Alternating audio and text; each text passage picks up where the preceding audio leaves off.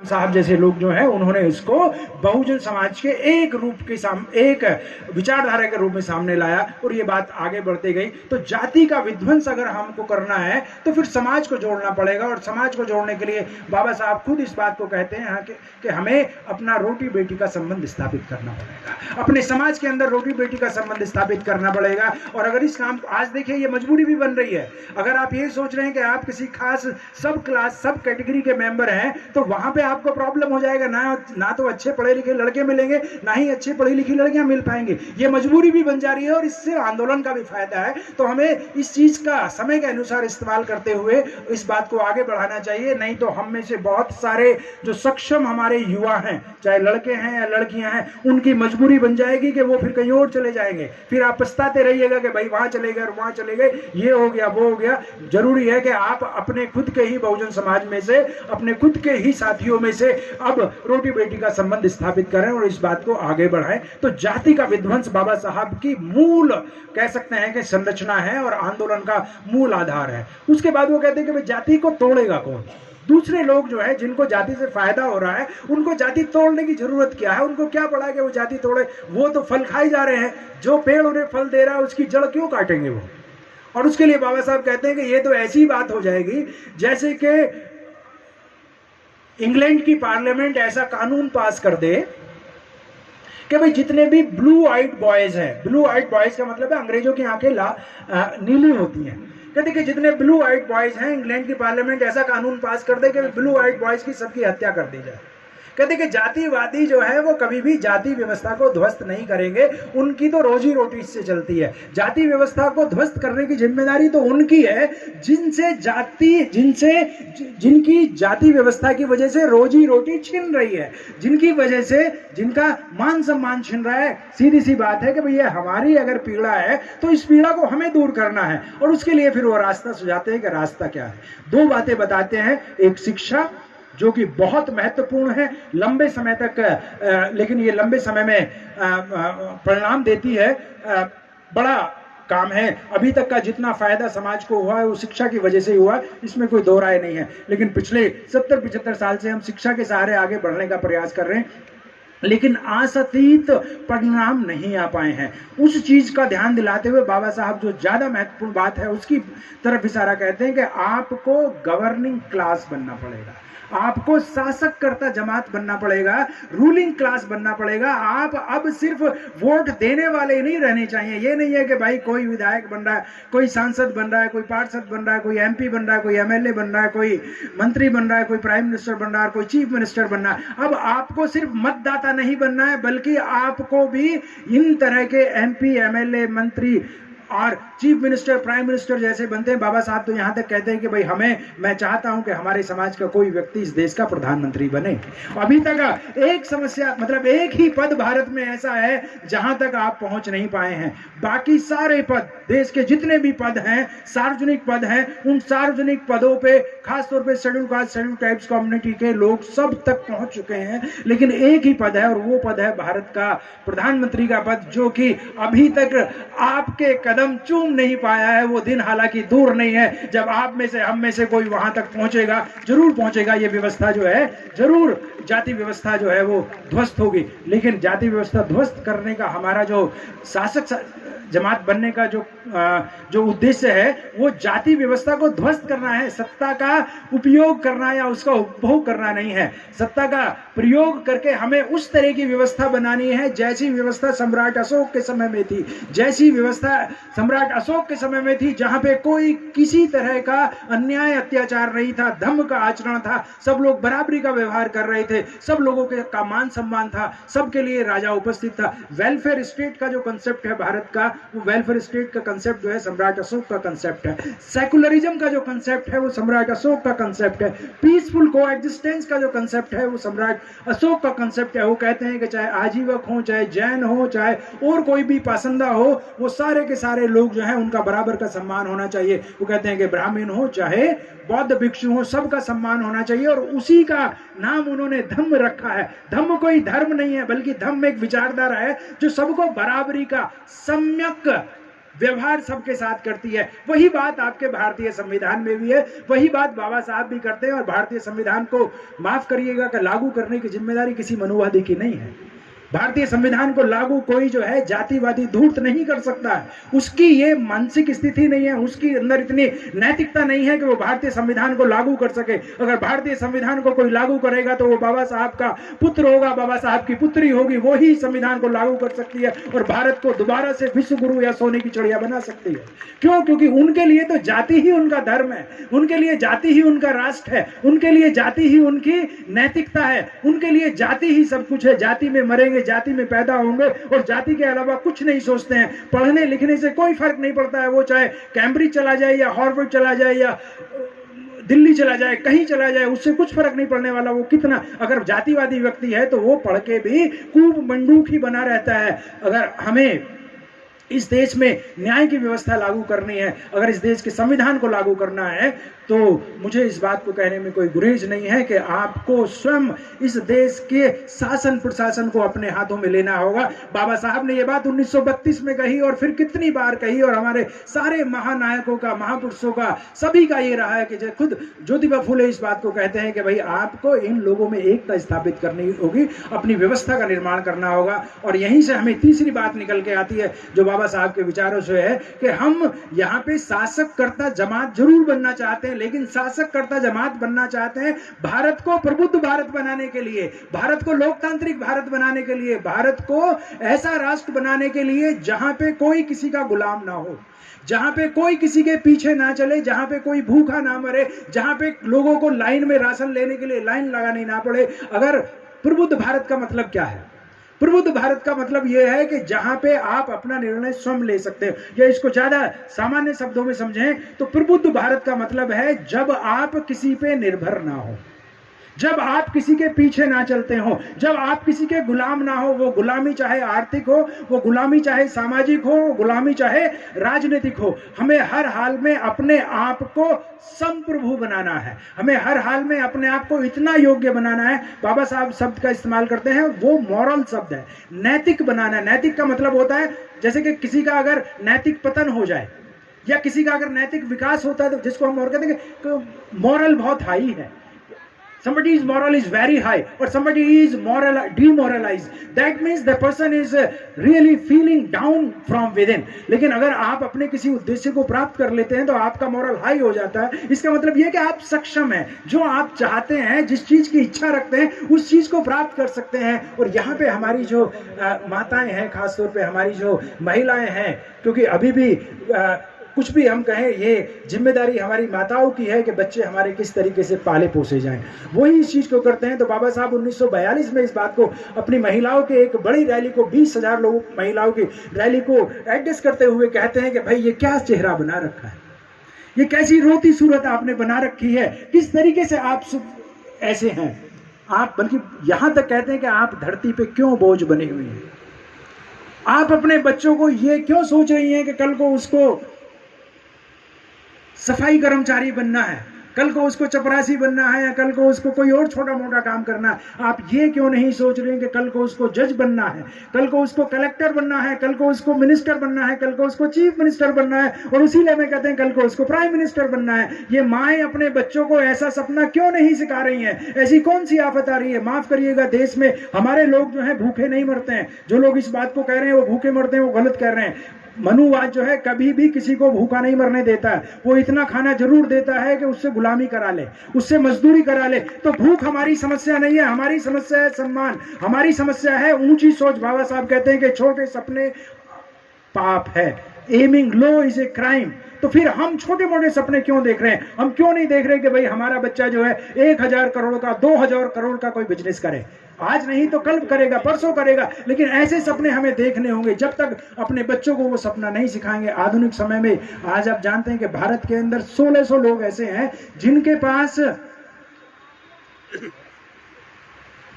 लगभग 100 करोड़ से ज्यादा की संपत्ति है। भारत में 1600 लोग ऐसे हैं।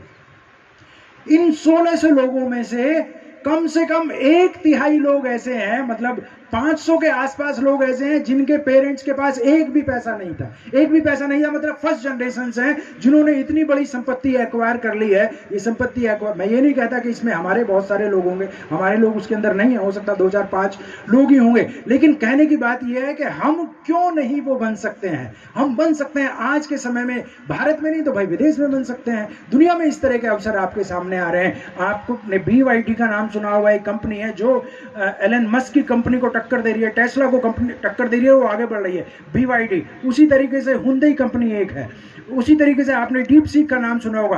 तीनों के जो मालिक हैं वो बिल्कुल आप कह सकते हैं कि बिल्कुल मजदूरों के परिवार से निकले हैं, ऐसे परिवारों से आए हैं इनके जो मालिक थे जिनके घर में ठीक से खाने के लिए नहीं था। आज हम इस बात का नहीं कह सकते कि भाई हजारों साल से हमें पढ़ने नहीं दे रहे, ये नहीं करने दे रहे, वो नहीं करने दे रहे, ये बात छोड़िए। और ये नाटक अभी हम लोग देख रहे थे, कितनी अच्छी प्रस्तुति थी। उसी नाटक का जो एक प्रारूप है कि भाई वो टीचर बार बार कहता है, हमारी महिला साथी ने भी, उन्होंने भी इस बात को कहा कि भाई वो टीचर बार बार पूछ रहे हैं कि अरे क्या करोगे, क्यों पढ़ रहे हो, तुम्हें पढ़ना क्या है। हम सबसे कभी ना कभी हमारे टीचर ने ये पूछा है, क्लासों में हमसे पूछा है कि क्या करोगे तुम पढ़ के, तुम्हें क्या मतलब है पढ़ने से, मत पढ़ो, और हमें हमेशा निरुत्साहित किया।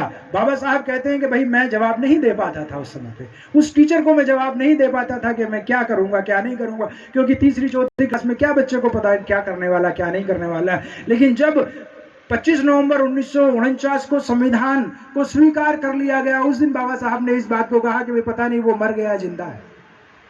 वो व्यक्ति जो मुझसे पूछता था कि क्या करूंगा, मुझे नहीं पता वो मर गया जिंदा, लेकिन आज उसको मेरा जवाब है, भारत का संविधान। तो हमारे सामने इस तरह के उदाहरण हैं। सावित्रीबाई फूले, ज्योतिबा फूले 17 साल की उम्र में स्कूलों की स्थापना करते हैं, और 1 2 4 नहीं, उस समय पे 18 स्कूलों की स्थापना करते हैं और सैकड़ों बच्चों को, लाखों बच्चों को पढ़ाते हैं। तो ये बात कहना कि अवसर नहीं है, मैं समझता हूं बेईमानी है।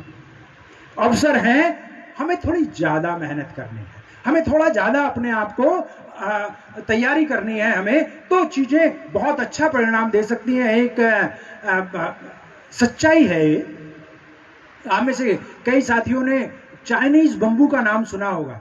चाइनीज बम्बू एक प्लांट है और इसका एक बीज लगाया जाता है।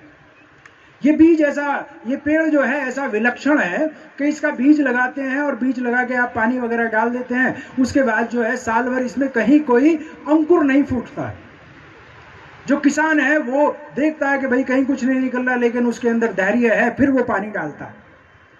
उसके आसपास जो है थोड़ा उसकी सुरक्षा के लिए झाड़ झंबाड़ रख देता है, फिर पानी डालता है, फिर देखते हैं दूसरा साल निकल जाता है, फिर देखते हैं कि ऐसे ही तीसरा साल भी निकल जाता है और कोई अंकुर नहीं निकलता इसके अंदर।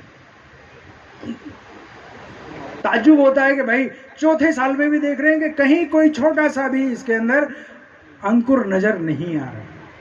किसान लेकिन धैर्यवान व्यक्ति है और वो लगातार इसमें पानी देता है, लगातार हवा का इंतजाम करता है, उसकी जानवरों से सुरक्षा करता है। और देखते देखते 5वां साल भी निकल जाता है, कहीं कोई अंकुर नहीं है। 5 साल बहुत लंबा समय होता है, लगभग 1900 दिन हो जाते हैं। इन 5 साल के अंदर किसान अपना धैर्य रखता है, उसकी सुरक्षा करता है, पानी देता है, उसका जानवरों से रक्षा करता है, और 5वें साल के बाद अचानक एक दिन देखता है कि उसमें से अंकुर निकलने लगता है। आप लोग ताज्जुब करेंगे कि 5 हफ्ते के अंदर ही ये जो छोटा सा अंकुर निकलना शुरू हुआ था, 5 हफ्ते के अंदर ही 50-60 फीट ऊपर निकल जाता है। 5 हफ्ते के अंदर। साथियों, 5 हफ्ते के अंदर इतना ऊपर कैसे निकल जाता है? इसके अगर मनोविज्ञान को आप समझेंगे या इसकी फिजियोलॉजी को अगर आप समझेंगे, क्योंकि इसको 60-70 फीट ऊपर जाना होता है। अगर पहले दिन से ही, पहले दूसरे हफ्ते से ही निकलना शुरू कर देगा तो जरा सी आंधी आएगी और आंधी इसको उड़ा के ले जाएगी। इन 5 साल के अंदर ये पौधा कम से कम 70-80 फीट नीचे जाता है, उसकी जड़ गड़ती है और तब जाके 5 हफ्ते के अंदर ऊपर चला जाता है। हमारे बहुजन समाज का आंदोलन भी अब इसी तरीके से साथियों आगे बढ़ रहा है। दुनिया की कोई ताकत, चाहे बनोवाद आ जाए, चाहे ब्राह्मणवाद आ जाए, चाहे जातिवाद आ जाए, इसमें कभी कभी उठापटक होती रहती है। ये एक सभ्यताओं के निर्माण का संघर्ष है। अब किसी के, मैं ये नहीं कहता कि उसने ये नहीं पिया और वो नहीं पिया, लेकिन अब दुनिया में कोई ऐसी ताकत नहीं है जो आपके इस आंदोलन को, बाबा साहब के बच्चों को पीछे धकेल दे या उनको नेस्ता नाबूद कर दे। कोई नहीं हो सकता। वो कितना पानी पी लें, कितना खून पी लें, जो उन्हें करना है कर लें, ये बहुजन आंदोलन आगे बढ़ेगा। मैं कहूंगा कि भारत का भविष्य अंबेडकरवाद है। भारत को अगर निर्मित होना है, भारत को एक राष्ट्र के रूप में निर्मित होना है, तो वो अंबेडकरवाद को इग्नोर करके आगे नहीं चल सकता। अंबेडकरवाद के अंदर जो आधुनिकता है, उसके अंदर जो मानवीयता है, उसके अंदर जो समता है, उसके अंदर जो नैतिकता है, उसके अंदर जो खूबसूरती है, उस खूबसूरती का अगर आप निरादर करेंगे तो भारत का निर्माण नहीं कर सकते। कहीं कुछ भी गोबर बनाइए, मूत्र का वो कीजिए, कोई फर्क नहीं पड़ रहा उस चीज से, उससे कोई किसी को फर्क नहीं पड़ने वाला है। आपको जो करना है वो करिए, लेकिन अगर खूबसूरत भारत बनाना है, आपको सुदृढ़ भारत बनाना है, अगर एक विश्व स्तरीय भारत बनाना है, तो फिर अंबेडकरवाद के सहारे इसको आगे बढ़ना पड़ेगा। अंबेडकरवाद ही इनफैक्ट भारत का भविष्य है। अगर अंबेडकरवाद है तो भारत है, अदरवाइज भारत का होना बहुत मुश्किल है। अंबेडकर को निकाल दीजिए तो फिर बचता क्या है यहाँ पे? अंबेडकर के योगदान को निकाल दीजिए तो बचता क्या है? कुछ नहीं बचने वाला है। तो फिर हमारे सामने चुनौतियां क्या हैं? हमारे सामने जो 75 साल में हमने इस संविधान के सहारे, बाबा साहब के आंदोलन के सहारे 75 साल में जो एक ये खूबसूरत रूपरेखा बनाई है। संविधान वास्तव में एक परिकल्पना है। संविधान जो है वो एक ब्लूप्रिंट है, किस तरीके से हमें एक खूबसूरत भारत का निर्माण करना है। इस ब्लूप्रिंट में कलर कैसे भरे जाएंगे, इसमें जो है इसको जीवंतता कैसे दी जाएगी, इस जीवंतता को देने के लिए साथियों और कोई नहीं आने वाला है। आज हो सकता है कि हम में से कई साथियों को जानकारी ना हो, लेकिन कम से कम भारत में 1 करोड़ परिवार ऐसे, 1 करोड़ परिवार ऐसे हैं जो इस समय पर सरकारी सेवाओं में है, शेड्यूल कास्ट और शेड्यूल ट्राइब्स के। 1 करोड़ परिवार हैं पूरे देश के अंदर, और इन 1 करोड़ परिवारों के 4-5 परिवार के सदस्य भी होंगे उसमें। ये अच्छी खासी संख्या हो जा रही है देश के अंदर, जिसमें आप कह सकते हैं कि भाई हम लोग, इनमें रिटायर्ड भी होंगे बहुत सारे लोग, बहुत सारे हो सकता है आधे रिटायर्ड और आधे काम वाले हों। तो ये 1 करोड़ लोग बहुत अच्छी संख्या में। इसी तरीके से बैकवर्ड क्लासेस के अभी बहुत सारे लोग आगे इस तरीके से आ रहे हैं, जिनकी अच्छी बहुत मजबूत संख्या, और बहुत सारे राज्यों में वो अब इस विचार को समझ भी रहे हैं, बाबा साहब के विचार को समझ रहे हैं, हमारे ज्योतिबा फुले साहब के विचारों को समझ रहे हैं। अभी अगर आप 15 साल पहले का इतिहास देख लें तो मां सावित्रीबाई फुले का कहीं कोई नामो निशान नहीं था, लेकिन 15 साल के बीच 15-20 साल में देख रहे हैं कि सावित्रीबाई फुले विश्व विख्यात एक जो है वर्ल्ड आइकॉन बन चुकी हैं। क्यों बन चुकी हैं? क्योंकि आंदोलन बहुत तेजी से बढ़ रहा है, सामाजिक आंदोलन बहुत तेजी से बढ़ रहा है। हो सकता है राजनीति में कहीं कोई ठहराव आया हो या कहीं कोई किसी तरह की चूक हुई हो, लेकिन सामाजिक आंदोलन, हमारा कल्चरल मूवमेंट, हमारा सोशल मूवमेंट जो है वो आगे बढ़ रहा है। और उसी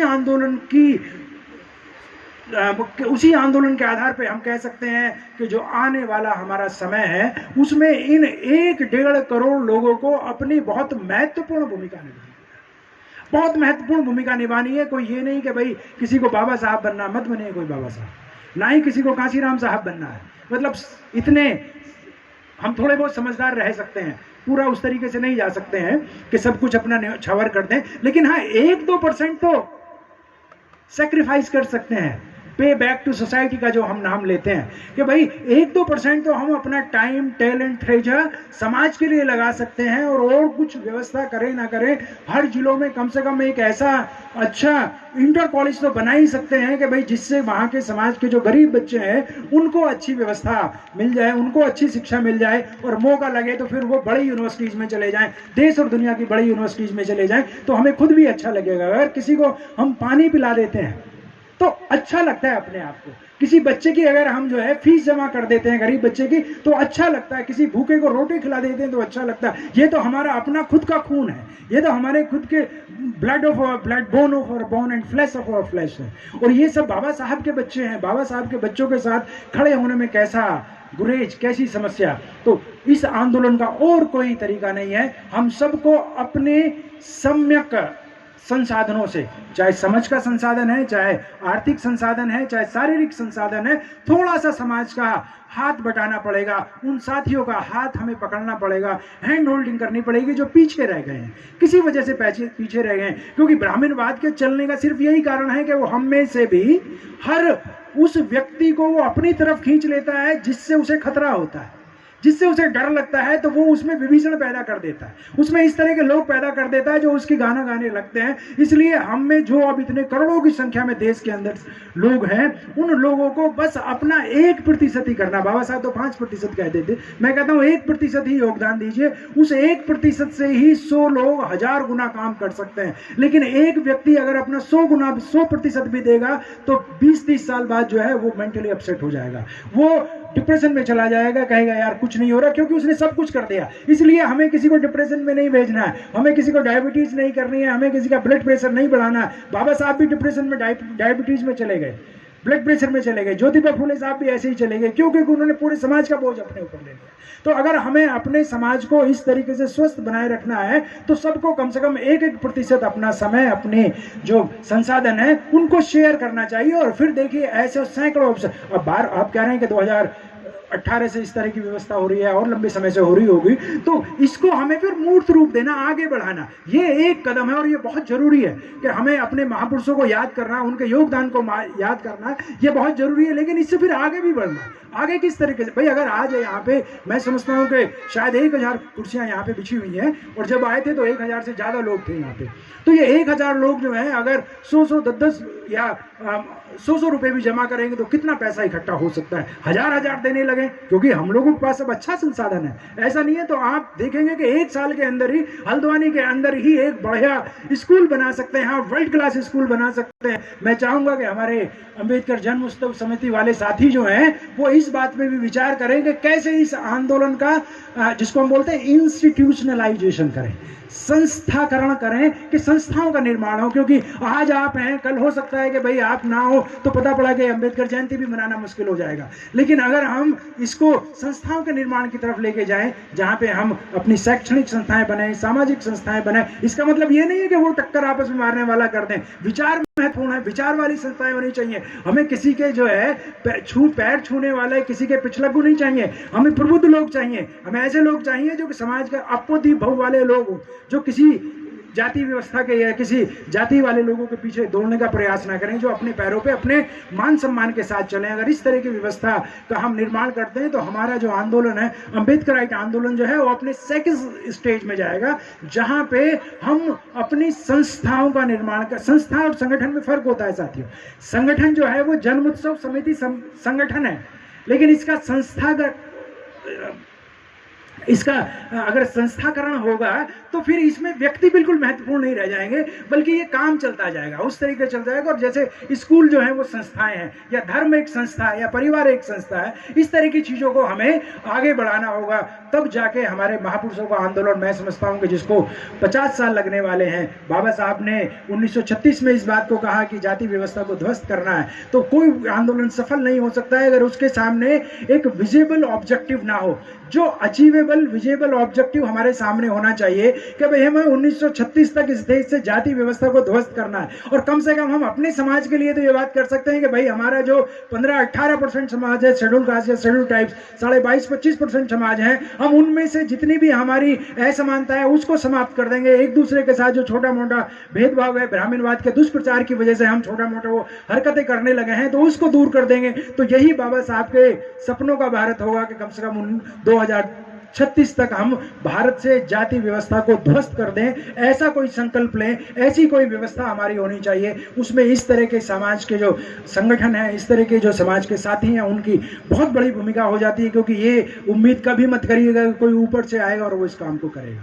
इस चीज को करने की बिल्कुल जरूरत नहीं है। छोटे छोटे उदाहरण ही होंगे, जैसे हुंडई का मैं दे रहा हूँ, BIDU का दे रहा हूँ, या और दूसरे संगठनों, बाबा साहब के उदाहरण। ये सब लोग जीरो से पैदा हुए हैं, तो जीरो से पैदा होने वाला ही कोई व्यक्ति करेगा। हम जैसे लोग जो शहरों में रहते हैं, लाखों रुपए की तनख्वाहें लेते हैं, ये हम जैसे लोगों से आप उम्मीद मत करिएगा इस चीज की।